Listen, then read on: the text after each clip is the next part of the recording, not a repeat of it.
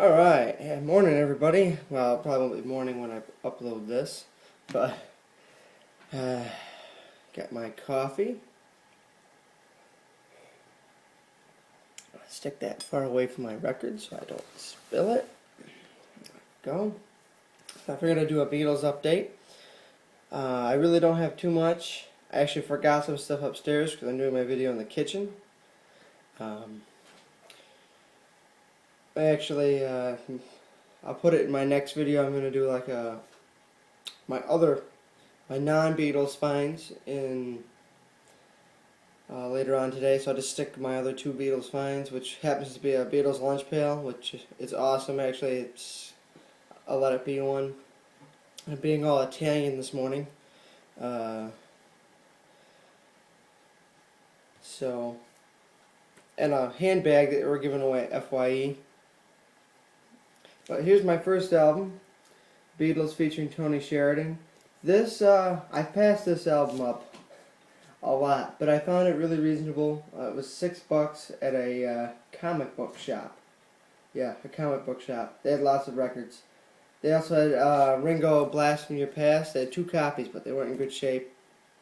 And I really been wanting that album, and so I'll find it sometime in good shape. I got plenty of looking to do this summer when flea markets start up, but this time I couldn't pass it up.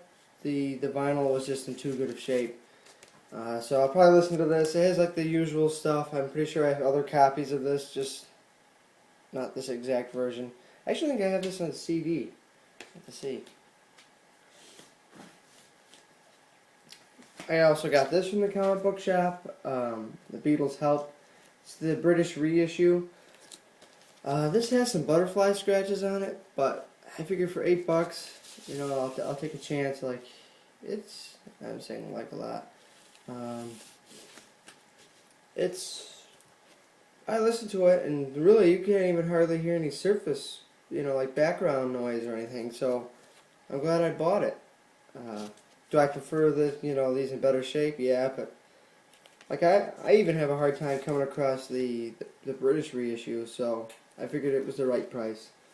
Like I said, I used the oven cleaner. Like this had the person had a really long name, and then a phone number that came across. The oven cleaner had easy off, took it right off, and I had lots of coffee stains down here by their feet. They took it right off.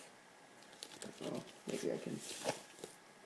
Yeah, it just cleaned it really nice, so I'm pretty pleased with that.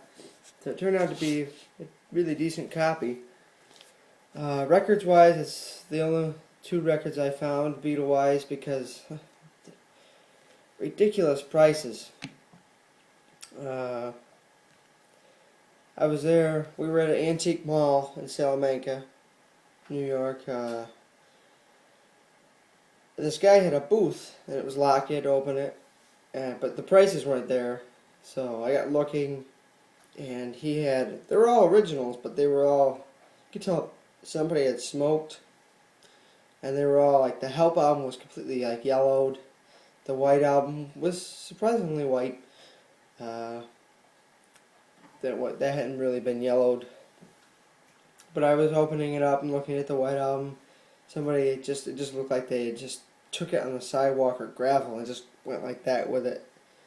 It was terrible. I mean, it was original. It had it was numbered, but it didn't hit the poster or the 4 pictures.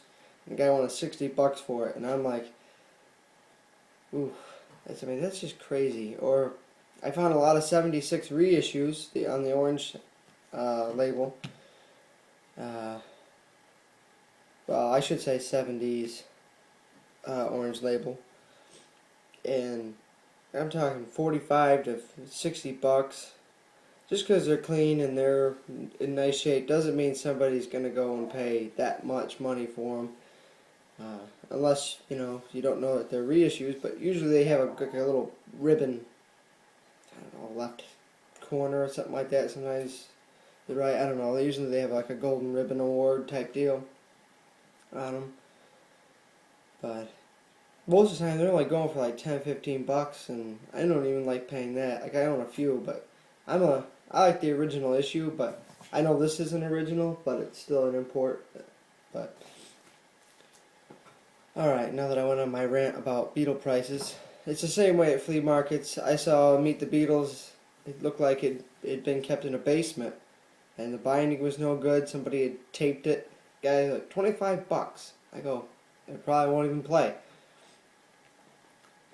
But anyway, it's like that. Some people just see Beatles and they automatically think it's worth a lot of money. But anyway, my aunt sent this to me, Beatles Rubber Soul Remaster, which I have in my laptop. Actually, I was listening to it this morning while drinking coffee and reading the news. Sounds really old, but very happy about this. I have the box set, but it was just cool. It was very nice of her she found this and thought of me. So, alright, this next one, I was at FYE and I found this. This is really reasonable. It was used, but I opened it up and it was like it had never been played. What caught my eye was this. Kind of like I don't know if you call it like the OBI strip type deal, but it's all in Japanese and it says made in Japan. And this really interests me because I had never seen one, so I'm not saying they're uncommon, but I had just never, I'd always seen them just like this. So, and I took this apart so I could show it a little bit better. Here is this. There's the booklets. And here are the almost like mini LP type deals. Now what I like about these is they actually are the true American versions that I've listened to anyway. I haven't listened to Beatles 65 yet. I'm hoping, because She's a Woman is very different from the British one on the Beatles 65. The Beatles Something New, Meet the Beatles, which just had a 50th anniversary, and the Beatles second album. I'm very happy to get this because it has Roll Over Beethoven has like almost like a reverb on the guitar, and it's just in my opinion it's the best version that you can get a Roll Over Beethoven. I just enjoyed that version the best. And obviously you get the stereo and mono copies just like the new editions, but the new editions are the 2009, most of them. It comes in these nice plastic sleeves, which I like.